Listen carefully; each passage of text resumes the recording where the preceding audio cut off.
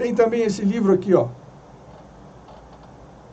Esse livro aqui é o livro que realmente me trouxe uma proposição para resolver sobreposições polirrítmicas. Por exemplo, 5 contra 4 ou 7 contra 6. Esse livro traz um método, um processo muito fácil, intuitivo de se fazer.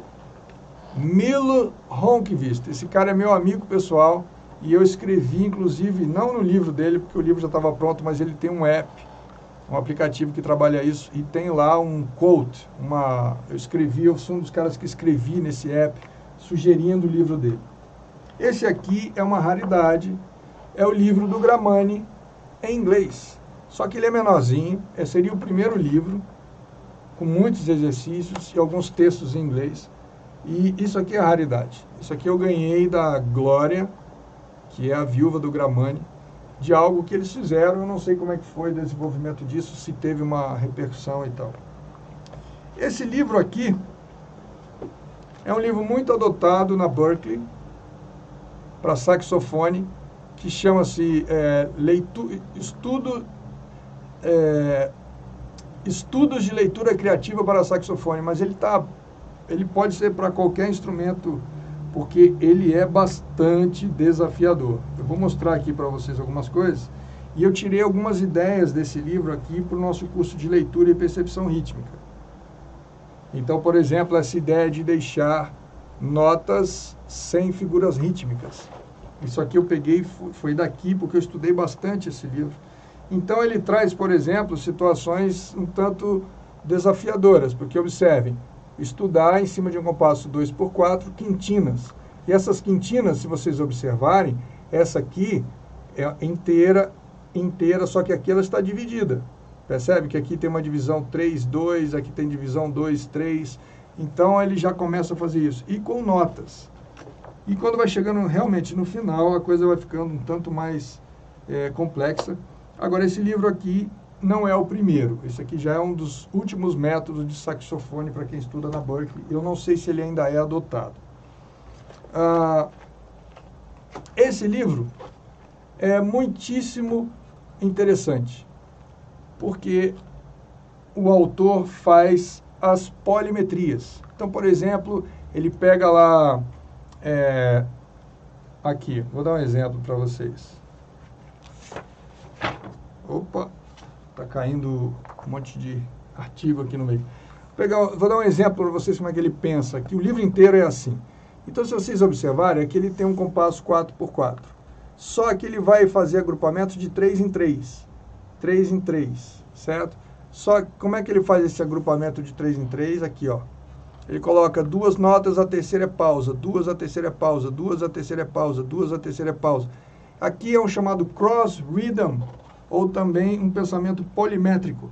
O livro inteiro é esse pensamento de cross rhythm.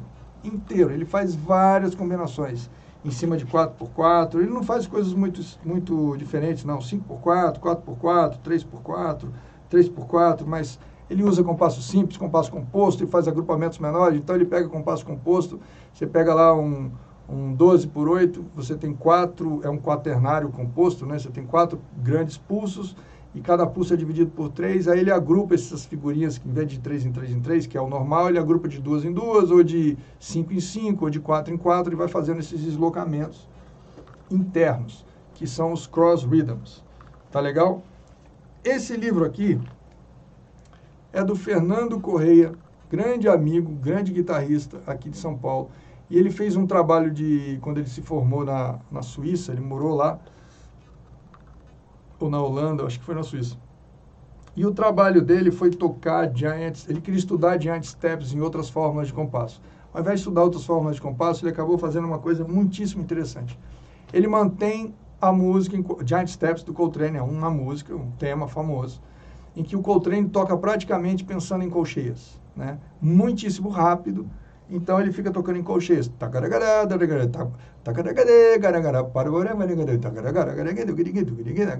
Assim ele vai.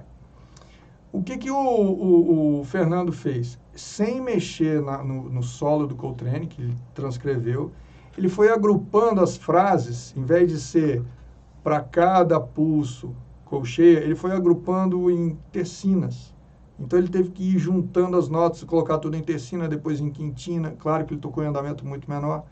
E aí ele foi fazendo variações. Então, às vezes, o fraseado está tararara, taca, taca, taquite, taquite, taquite, taquite, tacadimi, tacadimi, tacadimi, tacadimi. Só que ele está juntando essas notas. Você pode fazer isso, já pensei em fazer isso, nunca fiz, pegar um choro e fazer isso, fazer esses agrupamentos, que você vai ter um resultado muitíssimo interessante. Esse aqui é um livro do Ronan Guilfoyle, grande amigo, um contrabaixista famoso, e ele traz algumas... esse livro ficou bastante conhecido dentro do jazz, e ele faz, nos seus capítulos, subdivisão, depois ele faz modulação métrica, depois ele faz compassos ímpares e alguns exercícios polirrítmicos. Aí ele fala de algumas coisas de ritmos de outros países e algumas aplicações práticas no blues e tal. Qual a minha observação? Esse livro me chamou a atenção por uma coisa. Quando ele fala de subdivisão, vai para modulação métrica e depois ele fala de compasso ímpar, eu falei assim, alguma coisa para mim aqui não funciona. Existe um caminho para se chegar numa modulação métrica. Compasso ímpar deveria vir muito antes, porque senão fica tudo muito difícil de fazer. Porque existe uma lógica na construção disso. Ele não fala de polimetrias, ele fala de alguma coisa polirrítmica, mas isso tem uma lógica. Modulação métrica deveria vir depois de sobreposições polirrítmicas, tá? Tem esses dois livros aqui, desse cara famoso, que é o Waddy Honey e o Hans, eu não sei falar o nome, Wyndham Miller. Eu conheço os dois caras, e no encontro do IRSA, que é uma Associação Internacional de Estudos Rítmicos, que eu fundei junto com Ronan Guilfoyle, esse que eu acabei de mostrar o livro, o Ari e o Hans também participaram. Aqui ele fala de modulação métrica e ele tem uma abordagem bastante interessante e bastante desafiadora. Então, esse aqui não é mesmo para iniciante, mesmo profissionais teriam muita dificuldade. E esse aqui ele fala de polirritmia, que são, na verdade, algumas estruturas polirrítmicas sobrepostas e algumas outras ideias de defasagem, core rhythm que ele faz, core groove e tal, são termos que eles usam. E os livros são super curtos, ambos são bem fininhos, porque eles partem direto para a prática e tal. Gente, vamos lá. Rory Stewart, guitarrista, grande amigo, cara professor da New School University, Nova York. Esse livro aqui é bem básico, porque ele é para iniciante de leitura rítmica divisiva. Muitos exercícios, bem simples, aquela coisa toda, com muito áudio, aquela coisa bem referência, tranquilo. Aqui ele traz o que seria a continuação de rítmica divisiva, com vários exercícios, já são um pouco mais desafiadores, que ele já está trabalhando, começa a trabalhar com fusa, semifusa, e, enfim, faz alguma coisa de cross rhythm, mas ainda todo voltado à questão da rítmica divisiva. Olha aqui. Olha o tamanho. Aqui ele começa a fazer, só um minuto. Eita. Aqui ele começa a falar de compassos ímpares e mudanças de compassos, assimetria rítmica. E aí é tudo muito voltado para o jazz.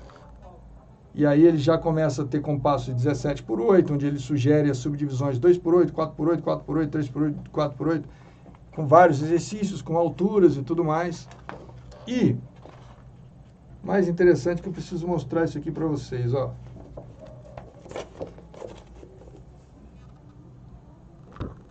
Ahá! E foi escrever o meu nome errado ainda por cima.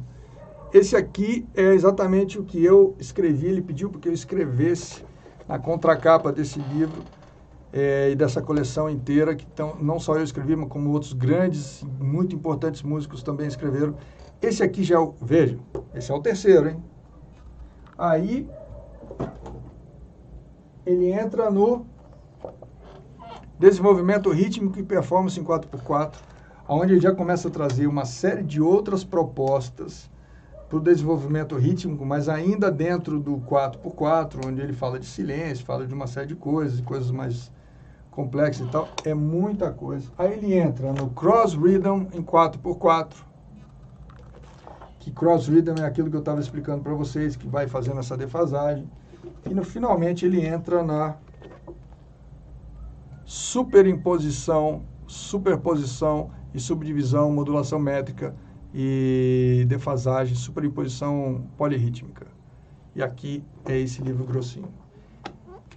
Esses livros são a referência de tudo aquilo que eu tenho apresentado para vocês.